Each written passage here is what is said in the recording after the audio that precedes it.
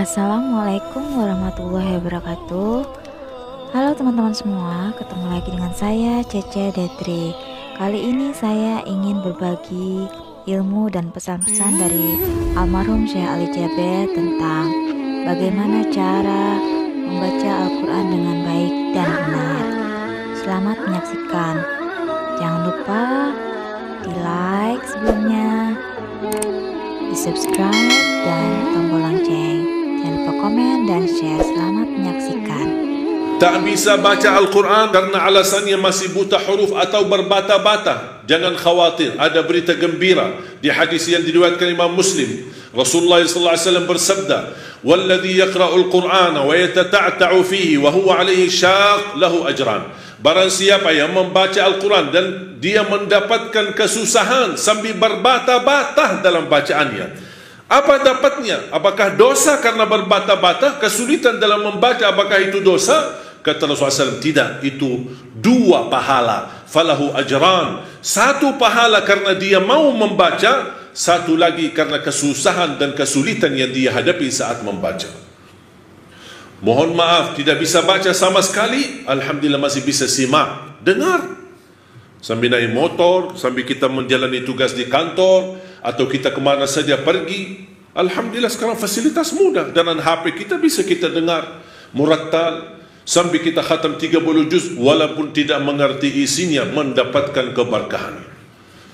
Satu ayat kalau kita jaga setiap habis salat fardu dan ketika mau tidur, sebagaimana bersabda Rasulullah SAW, "Man qara'a ayat al-kursi dubura kulli salatin laysa bainahu wa bainal jannati illa yamut." Barang siapa yang membaca ayat kursi setiap habis salat fardu, dijamin menjadi ahli surga.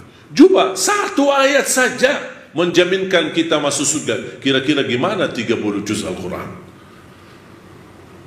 Dan selalu saya sampaikan kepada jemaah, kalau seandainya buru-buru, lagi ada rapat, ada meeting, ada urusan mendadak, tak bisa berlama-lama di masjid, tak apa-apa, habis istighfar langsung baca ayat Al-Kursi, terus habis itu jalan. Terus gimana subhanallah walhamdulillah dan zikir-zikir yang lain, tak apa-apa, sambil jalan pulang bisa kita jalankan zikir itu.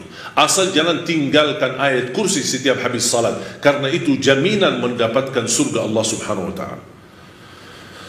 Saya harap jemaah sekalian, kita mempersiapkan diri mulai sekarang.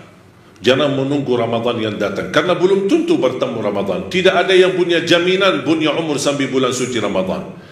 Makanya saya harap, kalau tidak bisa satu juz dalam satu hari, minimal mulai harimu baca Al-Quran, tutupi harimu dengan membaca Al-Quran.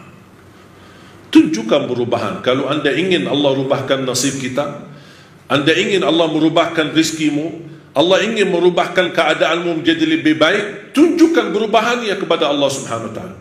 Tunjukkan perubahan yang luar biasa, akan dapat anugerah yang luar biasa.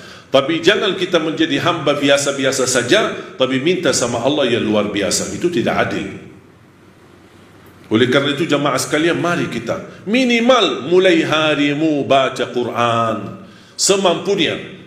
Satu ayat, dua ayat, satu halaman, apa yang anda mampu tunjukkan. Begitu habis subuh, sebelum beraktivitas, sebelum jalan ke kantor atau kemana, kita baca Al-Quran. Begitu pulang, sudah mau tidur, siap-siap, sebelum tidur ambil air wudu dan baca Al-Quran. Habis itu tidur. Semoga di antara kita memulai hari kita baca Quran, tutupi hari kita baca Al-Quran, semoga di antaranya kita mendapatkan keberkahan oleh Allah Subhanahu wa ta'ala.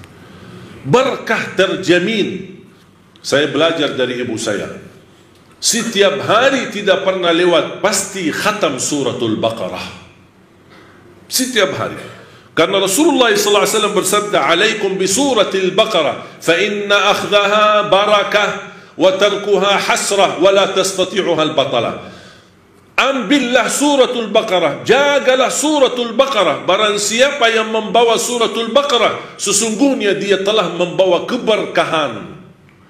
Dan barang siapa yang meninggalkan suratul Baqarah, kata Rasulullah SAW, akan menyesal. Kira-kira mau mendapatkan keberkahan atau membawa penyesalan? Kalau kita merasa diri gagal menjadi ahlul Quran atau menghafal Al-Quran, mohon dengan sangat, jangan gagalkan anakmu menjadi penghafal Al-Quran. Saya kagumi dan terkejut ketika melihat anak-anak hafiz Indonesia rata-rata dari orang tua yang awam, orang tua yang buta huruf, orang tua petani, orang tua yang tidak punya kemampuan. Bahkan ada orang tua yang tidak pernah belajar sama sekali Al-Quran, tapi begitu dia memperjuangkan, sampai ada seorang ibu berkata, sudah hentikan buta huruf lagi. Di masa kami cukup banyak orang buta huruf, kami tidak mau di generasi-generasi anak-anak kami masih ada yang buta huruf. Kalau anda gagal menjadi penghafal Al-Quran, mohon jangan gagalkan anakmu. Kalau itu pun anakmu tidak berhasil menjadi penghafal Al-Quran, jangan gagalkan hartamu untuk mendukung dan membantu program Al-Quran dimanapun. Supaya apa? Datang di hari kiamat kita berkata, ya Allah, mohon maaf, saya tidak bisa menghafal Al-Quran, anakku pun tidak mampu menghafal Al-Quran. Ya Allah, jadikan hartaku, sedekah, zakat, infakku menjadi saksi baik untuk program Al-Quran. Mudah-mudahan kita mendapatkan orang-orang yang menilai atau mendapatkan syafaatnya Al-Quran di hari kiamat. Barakallahu li wa lakum fil Qur'anil azim wa nafa'ni wa iyyakum bima fihi min al-ayati wa dhikril hakim.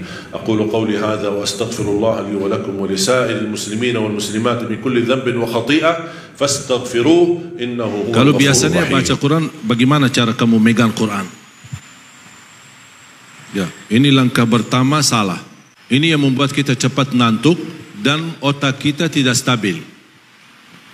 Karena posisi otak akan ke bawah. Makanya kita baca berkali-kali kok udah hafal-hafal. Karena otaknya tidak stabil, akhirnya memori hafalan tidak bisa simpan cepat. Bagaimana cara yang baik? Coba, Anda tidak usah membawa hafalannya, tetapi apa yang Anda lihat ikutin, sebutkan. فانظر كيف كان عاقبة المفسدين. Terima kasih.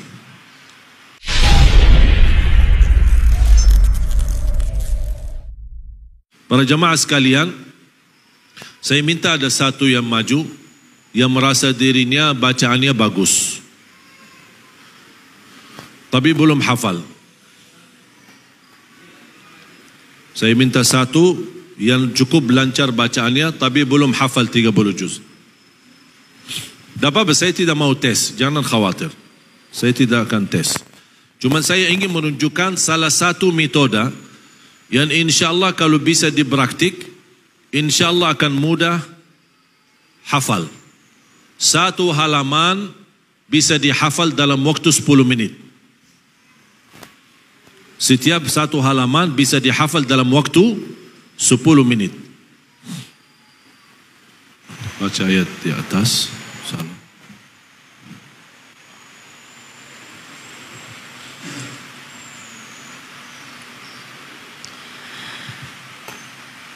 وجحدوا بها واستيقنتها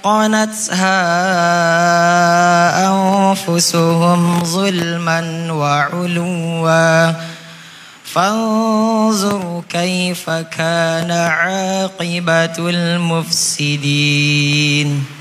Ulang lagi.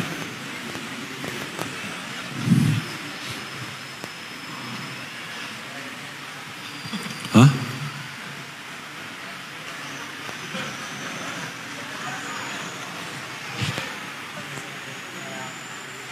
Sesuai kemampuan.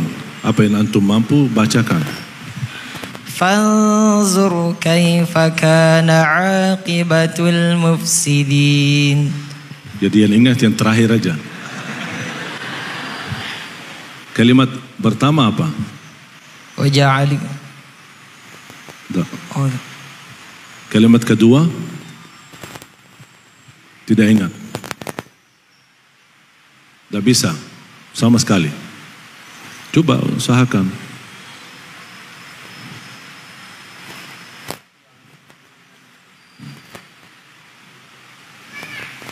Sudah jelas tidak bisa? Sudah lihat belum? Beliau bisa tidak? Belum kan? Ya. Sekarang saya kasih cara insya Allah dia cepat bisa. Dalam hitungan titik saja. Tidak perlu 1 menit, tidak perlu 2 menit. Cuman karena latihan ini, metode ini pertama kali, mungkin sedikit agak mengambil waktu. Tetapi kalau sudah terbiasa, itu hitungannya tidak sampai 30 detik, bisa direkam halaman pertama atau garis pertama. Dalam waktu 30 detik saja. Sekarang saya minta Anda berdiri.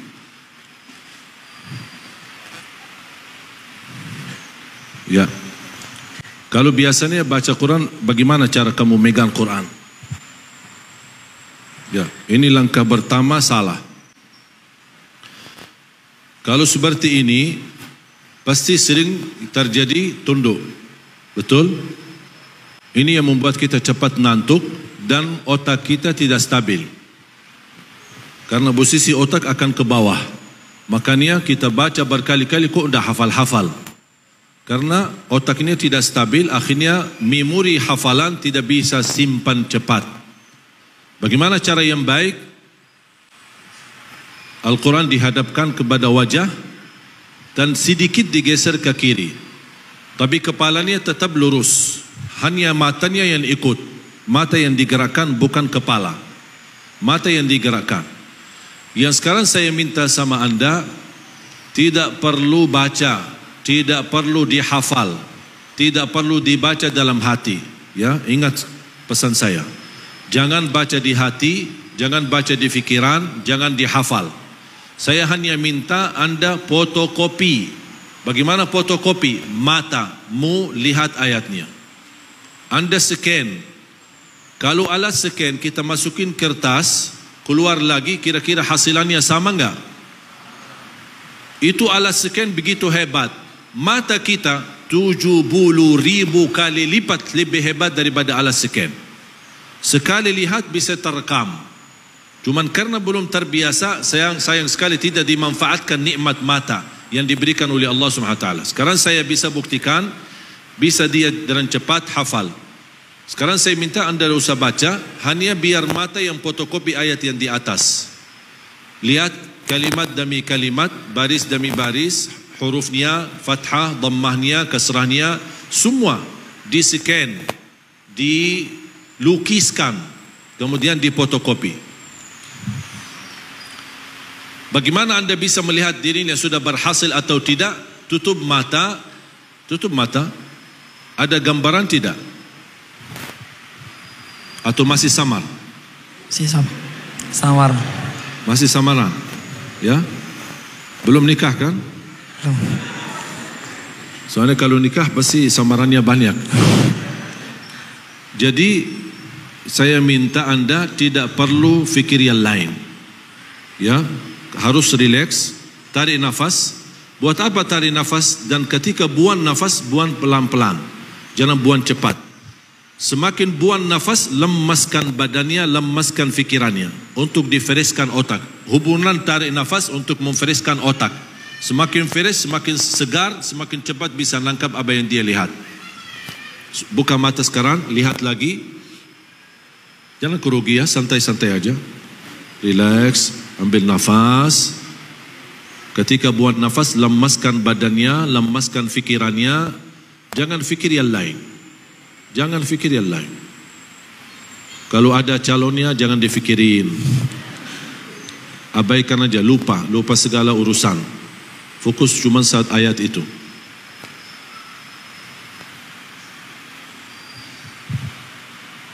Jangan dihafal, jangan dibaca. Sekali lagi, saya ingatkan. Jangan terganggu fikiran kita dengan hafal atau baca di hati. Fokus saja mata. Mata yang menjalani tugas, bukan otak, bukan hati. Mata yang menjalani tugas mempandangi ayat dengan sempurna. Lihat aja ayatnya. Sudah mulai jelas?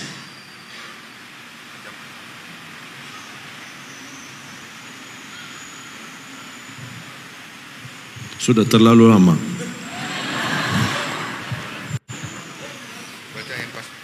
Sekarang tutup mata. Kira-kira jelas nggak tulisan tadi? Hah? Jelas? Tadi kamu fikirin apa? Jujur ya. Pas kamu lihat Al-Quran, ada enggak sesuatu yang muncul dalam fikiranmu? Ada. Ada? Apa? Ayat awalnya, awal ayat. Enggak, maksudnya selain ayat Al-Quran. Ada sesuatu yang muncul? Misalnya pas begitu mau fokus tapi ada yang terganggu fikirannya. Misal, ingat ayahnya, ingat ibunya, ingat calonnya, atau lagi ada hutang belum bisa lunasi. Muncul enggak sesuatu? Enggak ada. Kosong. Yakin? Yakin. Kalau memang kosong fikirannya, seharusnya tadi 30 titik sudah selesai. Tadi kamu terlalu lama. Grogi. Ya. Sekarang coba tutup mata.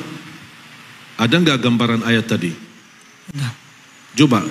Anda tidak usah membawa hafalannya, tetapi apa yang Anda lihat ikutin, sebutkan. Anda lihat 2 kalimat, sebutkan 2 kalimat. Anda lihat semuanya, sebutkan semuanya. Silahkan baca. Apa yang Anda lihat? Tidak ada a'udzubillahi minasyaitonir rajim. Ada lihat tadi a'udzubillahi? Makanya ini masalah kita tidak konsentrasi. Ya, jadi fikiran kita, Bapak Ibu, otak kita wallahi dahsyat. Otak kita ini wallahi dahsyat, sangat luar biasa. Hanya dengan sekali lihat bisa hafal sebenarnya, bisa sudah tersimpan, bukan hafal, sudah tersimpan. Tugas kita apa? Apa yang kita lihat dibacakan. Makanya jangan heran ketika para imam, termasuk imam tarawih. Saya ketika jadi imam tarawih, saya merasa Al-Quran di depan saya. Jadi saya baca sudah lihat halamannya. Lihat halamannya. Tinggal pindah. Rakaat kedua, pindahin. Tapi pindahin bukan fisiknya, tapi dalam otak saya. Karena sering melihat Al-Quran, jadi terlihat sebagaimana bisa kita terekam, sudah terekam dalam fikiran kita. Ya. Sekarang saya minta tutupi mata dan ikuti bacakan apa yang kamu lihat.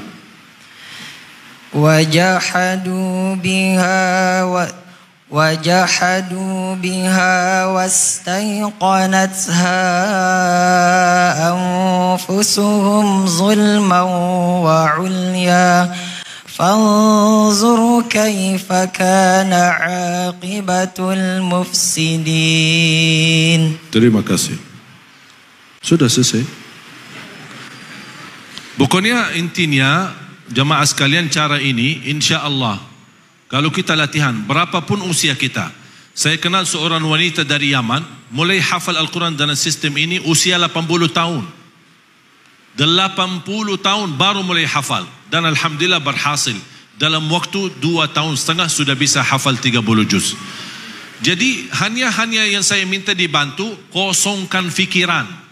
Jangan terganggu dengan fikiran ini. Dan di hatinya yakin bisa. Karena Allah menjanjikan walaqad yassarna al-Qur'ana lidzikri fahal mim muddakir. Sangat bisa untuk dimudahkan, mendapatkan kemudahan.